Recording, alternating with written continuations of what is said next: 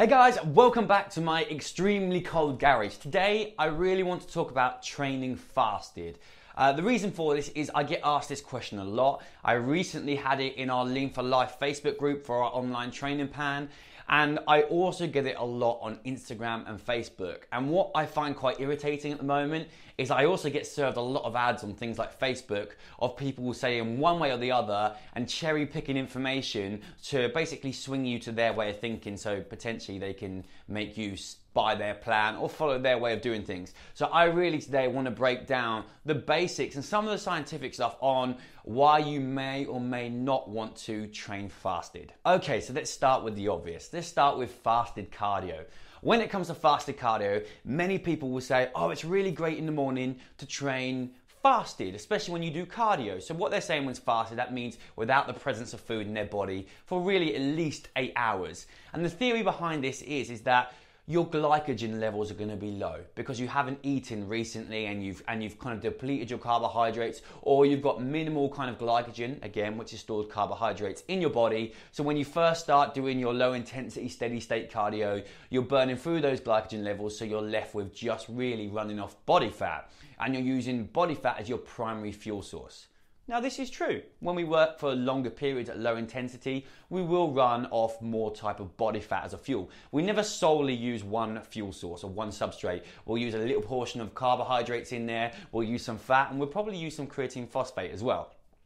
So without getting too technical, yes, at this moment in time, you will be using fat as a primary fuel source. However, that makes little to no difference when it comes to fat loss for two reasons. One is, how much fat you use does not dictate whether you gain or lose fat. Your total calorie consumption over that day, week, month or year does. So if you, okay, I'm going to use fat on my cardio in the morning, great.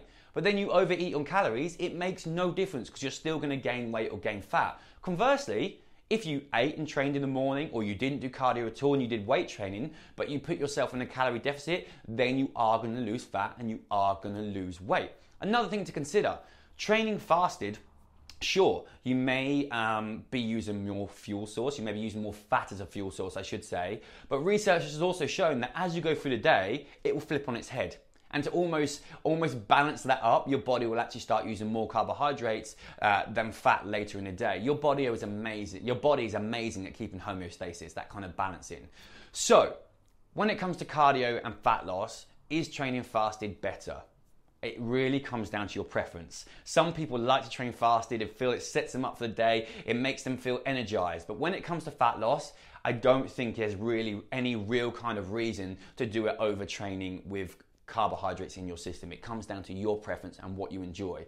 And the big overall thing of this is, if you are training fasted, for me, you are doing it not because you want the benefits in that immediate session, but because you want the benefits of fasting overall. And there are health benefits to fasting, there's no two ways about that. My favorite thing to talk about when it comes to fasting is autophagy. You guys that follow the channel will heard me talk about this before, and this is when your body basically goes a long period without food, which would have been really, really normal for us in before the Industrial Revolution. When we were hunter-gatherers, we might not have food for several days, and our body is really well adapted to that because that's what it evolved on. Nowadays, we eat when we want all the time, so that our body doesn't really necessarily get to use the processes that it used to use when we had periods without food. One of them is autophagy, and what happens is your body will basically go, oh, things don't look quite right there. There's a few cells that aren't properly formed, or there's a little bit of a breakdown, and what it basically does, it goes in and it sweeps up all that kind of damaged or not very productive cells and recycles them. And this potentially could be advantageous in stopping us getting things like cancers, which is basically an overgrowth of cells for the most part. So autophagy certainly has its benefits, and fasting certainly has its benefits. But when it comes to fat loss, every single diet or way of life that stimulates fat loss comes because it makes it easier in your lifestyle to create a calorie deficit. Regardless of what the diet is, the mechanism is a calorie deficit. And then when it comes to training, again, it doesn't make too much odds. It really comes down to what you prefer. People will say, oh, growth hormone's higher when you train fasted. And then other people will say, well, you put more power output when you've got more carbohydrates in your system. And again, these are valid points, but it's completely irrelevant if you don't enjoy it. Like, don't go to the gym and train fasted because someone's told you to do it if you feel like shit when you're there and you feel like you haven't got no strength, and you don't feel as alert as normal. Then have carbohydrates. And conversely, if you don't like training with a belly full of carbohydrates, or then go fasted. It's horses for courses. Everyone has their preferences. But I just wanted to cover this because I'm getting a little bit irritated. I was watching some YouTube stuff today, and it was people saying, this is why training with carbs is the best. This is why training with fat is the best. No, I don't agree with that. I think it's very much dictated by other factors like your carbohydrate like your calorie intake. And we are so programmed to look at things in an acute bout and look at things in a day or a week. Take calories, for example. We're like, oh, I overate today, I've made a massive mistake.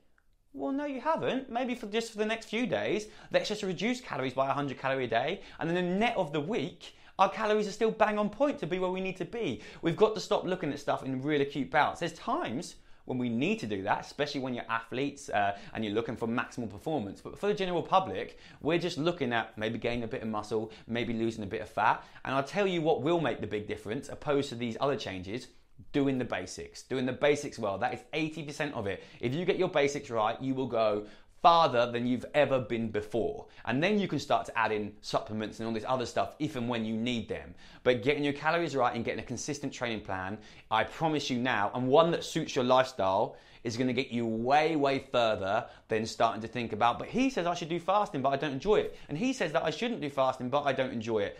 Do what suits you, guys. That is the be all and end all of it. The rest of it is really just kind of marginal.